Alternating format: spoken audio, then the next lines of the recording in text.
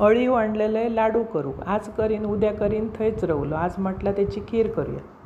2 चमचे अळीव पाण्यात भिजत ठेवले. व्यवस्थित स्वच्छ धुवून तो भिजत ठेवायचो तासभर, म्हणजे फुलान येता बरो आणि त्याची खीर एकदम चविष्ट लागते. हाडांच्या मजबूतीक बाळणपणात देतात ह्यो. डिलेवरी झाली की बाळंतणीक खीर करून एकदम टेस्टी. नंतर तो तासभरान असो वितळायचो. पाणी पूर्ण नितळून जावं गोया. बाजूक काढून ठेवायचं, म्हणजे थोडा जर पाणी असतं त्याच्यात अजून फुलान भारी येतं. नंतर एक कडला घेतलं आहे, त्याच्यात घातलं आहे तूप. तूप वितळल्यावर 2-3 चमचे किसलेलो गूळ घालायचो. गॅस एकदम बारीक ठेवायचो आणि पूर्ण गूळ वितळाक द्यायचो. गाठ रवता कामा नये, म्हणजे खीर मस्त चव लागतं.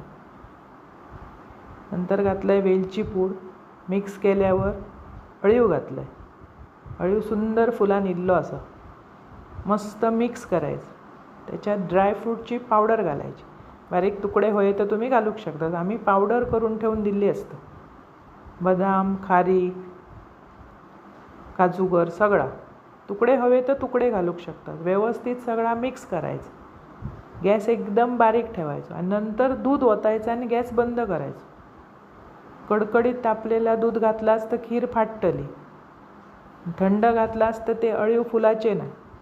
धगधगीत दूध घालायचं.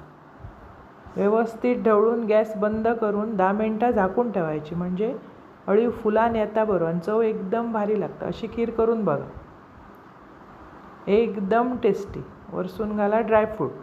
अशी खीर करा, खावा. अप्रतिम चव. आवडतली तुमका आणि आवडल्यास पटकन माझं चॅनल सबस्क्राईब करा.